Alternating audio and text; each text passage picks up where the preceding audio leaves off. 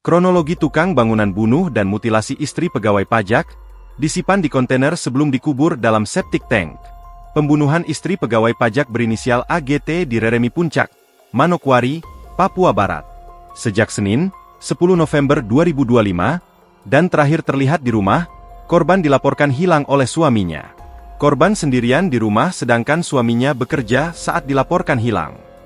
Setelah dilakukan pencarian, jasad korban ditemukan dalam kondisi tak utuh terkubur di septic tank rumah kosong.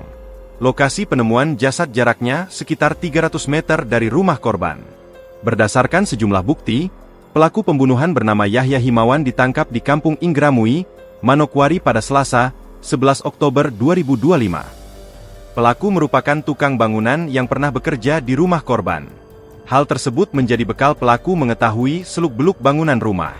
Awalnya, pelaku mendatangi rumah korban untuk merampok. Kasat Reskrim Polresta Manokwari, AKP Agung Gumara Samosir, menjelaskan pelaku terlilit utang judi online sebesar 4 juta rupiah. Tersangka memiliki utang sekitar 4 juta rupiah dan berencana pulang ke Jawa Timur. Ia kemudian berniat merampok rumah korban. Ungkapnya, dikutip dari tribunpapuabarat.com, pelaku berpura-pura hendak memperbaiki dapur korban.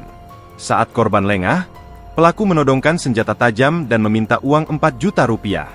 Korban yang menolak dan berusaha melawan akhirnya ditikam 3 kali. Jelasnya, jasad korban dimutilasi kemudian dimasukkan ke box kontainer. Ia memanggil sopir mobil box untuk mengangkut kontainer berisi jasad. Sopir masih berstatus saksi karena tak mengetahui membawa jasad. Sejumlah barang berharga korban dibawa kabur seperti tablet, ponsel, dan dompet. Eksekusi dilakukan di rumah kosong yang menjadi TKP, tempat kejadian perkara kedua. Proses penyidikan masih berjalan, termasuk menelusuri barang-barang yang hilang dan kronologi lengkap peristiwa pembunuhan ini, tukasnya. Kapolresta Manokwari, Kombes Pol Onki Isgunawan, menerangkan Yahya telah ditetapkan sebagai tersangka.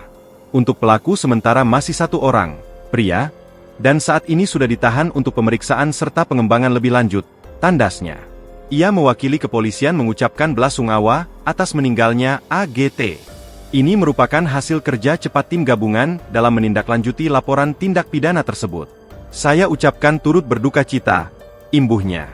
Sejumlah barang korban ditemukan di sebuah rumah kosong yang sedang dalam tahap pembangunan. Mobil yang diduga dipakai untuk menculik korban juga diamankan.